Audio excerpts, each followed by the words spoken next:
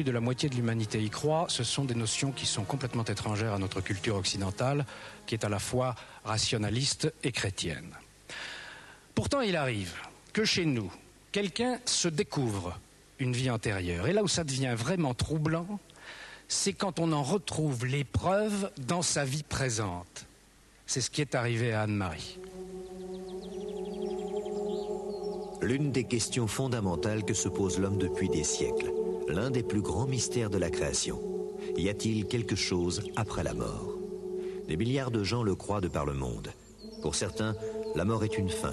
Pour d'autres, l'âme survit au corps, et pour d'autres encore, l'âme s'incarne de corps en corps jusqu'à ce qu'elle ait atteint la pureté et la sagesse. C'est le mystère de la réincarnation. Est-il donc possible que nous ayons déjà vécu?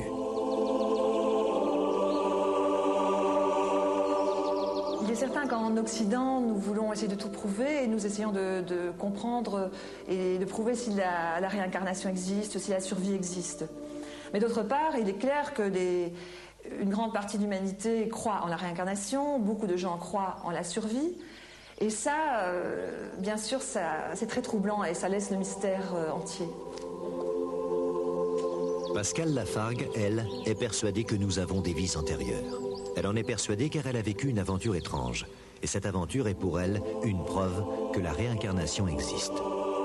Pascale a depuis l'enfance des dons de voyance très prononcés. Mais elle n'en a pas fait son métier. Elle est hôtesse dans une compagnie aérienne. Tout a commencé le 8 mars 1988. Pascale avait alors 28 ans. Et c'est après une journée de travail qu'elle a décidé, certains de ses collègues, à tenter avec elle une curieuse expérience. Pascale veut essayer de voir dans les vies antérieures de l'un d'entre eux. La plus sceptique du groupe, c'est Anne-Marie. Ils essaient tous de la convaincre d'être le cobaye de la séance. C'était plutôt par curiosité au départ. Parce qu'on en avait discuté, parce que ça m'intéressait. Et la manière dont elle en parlait m'a poussée à en savoir peut-être un peu plus. Tout en étant très critique et en y croyant, disons, je n'y croyais que, disons, 2%. Alors on va commencer. Anne-Marie a donc essayé de se prêter au jeu. Et Pascale va commencer la séance. Elle va essayer de se concentrer sur Anne-Marie. On va se concentrer donc tous sur Anne-Marie. Voilà, vous allez poser vos mains aussi également, tous. Hein, et on fait le vide pendant quelques secondes et on se concentre tous. Autour de la table, avec Pascale et Anne-Marie, il y a Louisa et Jean-Paul. L'intérêt, c'est d'essayer de démontrer, pas scientifiquement puisqu'on ne peut pas actuellement, mais de démontrer avec des preuves tangibles que ce que l'on voyait ou l'on pouvait voir pouvait être vérifié, et ça le plus près possible, quoi. Anne-Marie n'y croyant pas, c'était un très bon sujet, puisqu'au départ, elle n'allait pas dire amen à tout ce que nous lui disions. On va se lâcher les mains maintenant, hein. Je vais me concentrer. Le contact est pris. Pascale va maintenant se concentrer seule. Louisa et Jean-Paul sont prêts à noter tout ce qu'elle va dire au cours de sa voyance. Et Anne-Marie ne peut s'empêcher d'avoir un peu peur. C'est alors que Pascale va les faire basculer dans le passé. Je suis dans une rue pavée, montante. On me donne 2 noms. Bourré, Labouré. Je vois une porte cochère en bois, avec une petite cour à l'intérieur. 3 petits immeubles en forme de U.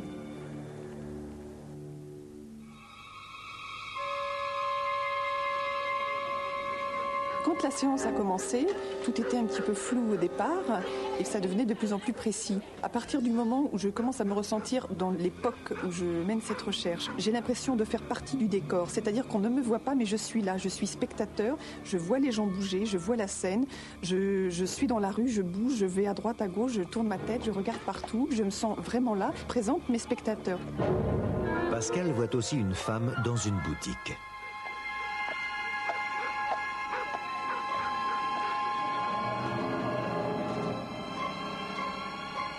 À l'intérieur de cette boutique, je vois une femme. Cette femme est grande. Elle a un chignon, elle porte un chignon, elle s'appelle Marie. Qui est cette femme? S'agit-il d'une des vies antérieures d'Anne-Marie? Je vois un homme. Est-ce que tu peux nous le décrire? Assez grand, le visage rond. Il est rédacteur en chef, rédacteur d'un journal. Cet homme a des documents sur lui. Je vois que l'on tente de l'assassiner. 2 hommes arrivent derrière lui. Apparemment, ils veulent prendre ces documents qu'il porte à l'intérieur dans sa veste. Marie de sa boutique assiste à la scène. Elle sort et elle va chercher l'homme.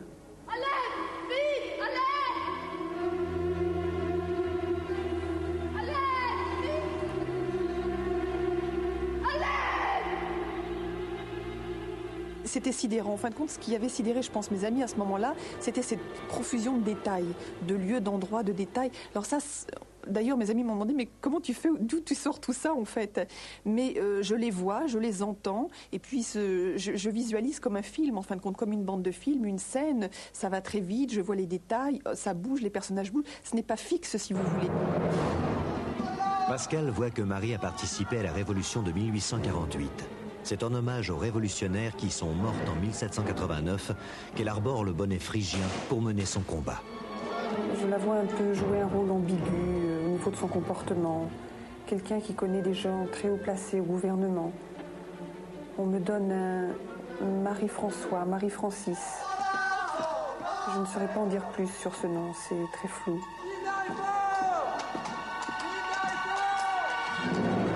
Et en même temps, je la vois cacher des gens du peuple, des gens en situation illégale, des proscrits.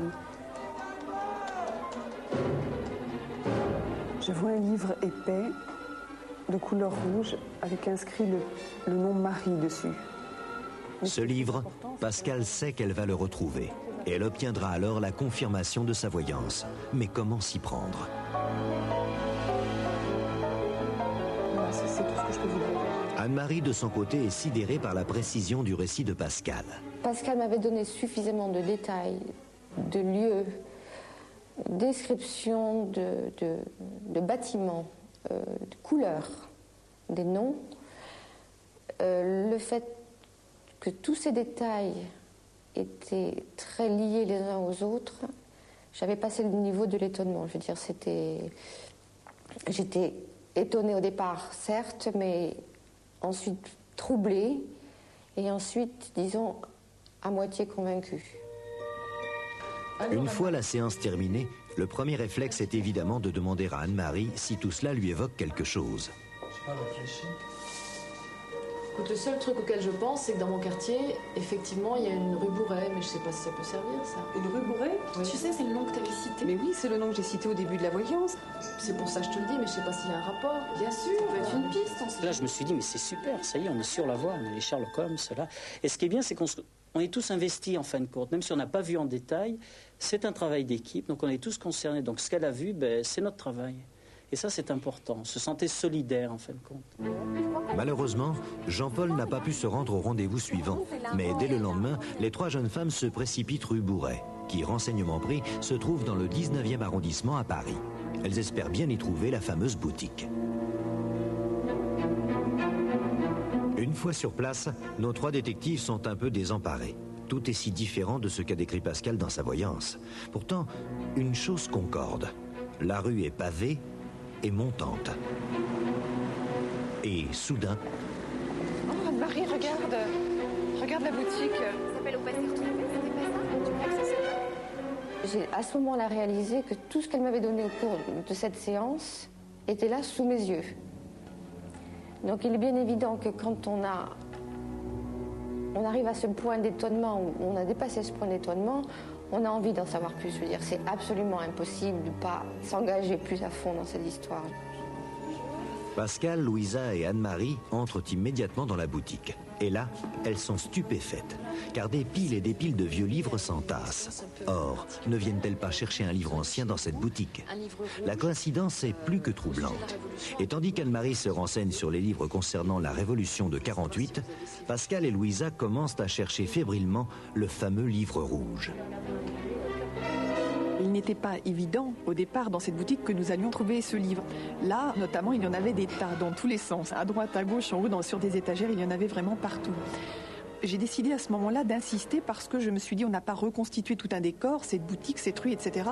pour ne pas trouver ce livre. Alors bien sûr c'était peut-être un peu prétentieux, mais j'étais tellement confiante en moi pour avoir retracé tout ça qu'il fallait qu'on trouve ce livre. Et au bout d'1h30 de recherche, alors que les trois amis s'apprêtent à abandonner, Louisa fait une étrange découverte. Je crois que j'ai trouvé quelque chose. Tiens, viens voir. Viens voir. Elle est là, ta révolutionnaire. Elle montre à Pascal et Anne-Marie une gravure représentant une révolutionnaire. Le livre est rouge. C'est un livre d'histoire. Et le prénom de l'auteur est Marie. Pascal va alors voir se confirmer dans l'histoire de France tous les détails de sa voyance. Au fil des pages, elle reconnaît le portrait de l'homme qui se faisait attaquer dans sa voyance. Il s'agit de Louis Blanc. Il est en effet rédacteur en chef d'un journal et le livre ajoute précisément qu'un soir, il fut assailli alors qu'il se rendait à son domicile. Il est dit plus loin que Louis Blanc avait comme ami Marie-François Sadi-Carnot, haut personnage du gouvernement. Or, dans sa voyance, Pascal avait capté le prénom Marie-François. On savait qu'on allait trouver quelque chose, qu'on allait trouver un document. Et je veux dire, c'était presque, je dirais pas un soulagement, mais on se dit, ça y est, l'aventure continue parce que ça y est, on a trouvé le fil conducteur. Le livre mentionne que Louis Blanc est enterré au Père-Lachaise. La petite équipe décide de s'y rendre. Cette fois, Jean-Paul est au rendez-vous et Jean-Claude, le mari de Pascal, s'est joint à eux. Pascal essaie tout d'abord de visualiser la tombe. Avec une stèle en hauteur.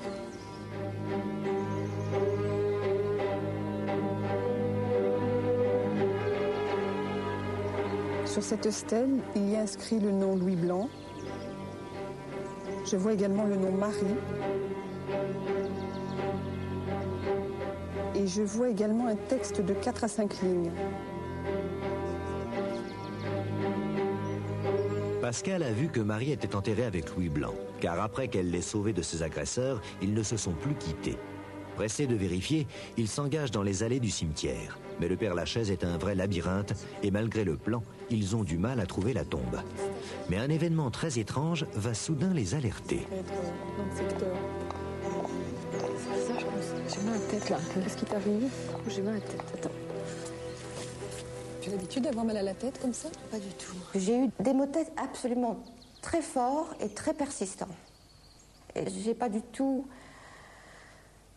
relié ces problèmes physiques à l'expérience qu'on faisait. Pour moi, c'était est-ce qu'il faisait trop chaud ce jour-là ou est-ce que j'étais fatiguée ce jour-là? C'est ensuite que tout, à nouveau, s'est relié. Mais Pascal a compris. Pour elle, les maux de tête d'Anne-Marie ne sont pas innocents. Ils sont certainement dus au fait que, sans le savoir, Anne-Marie est sans doute près de la tombe où est enterré le corps qu'elle incarnait autrefois. Et en effet, quelques mètres plus loin... Venez voir, j'ai trouvé la tombe.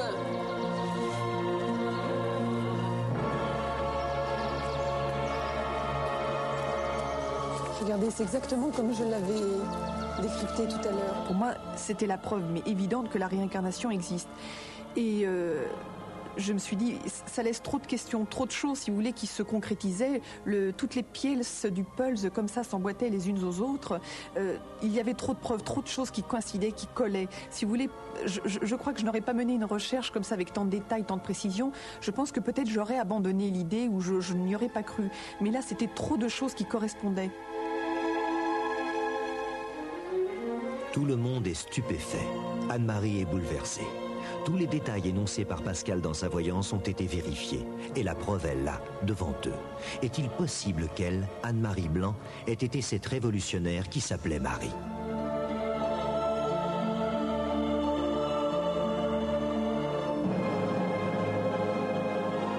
Peut-on avoir une certitude de ce phénomène de la réincarnation?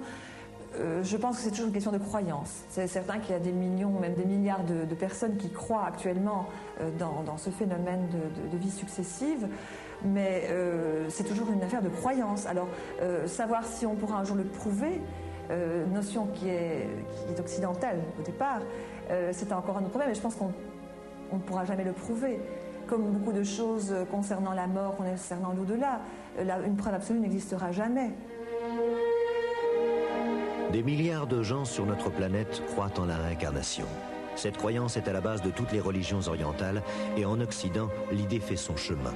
Surtout depuis les écrits d'un grand médium du 19e siècle, Allan Kardec, dont la tombe au Père-Lachaise porte l'inscription « Naître, mourir, renaître encore et progresser sans cesse. Telle est la loi ». Chacun de nous fait-il vraiment l'expérience de plusieurs vies au fil des temps? La réincarnation touche à l'essence même du mystère de la vie. Difficile en tout cas de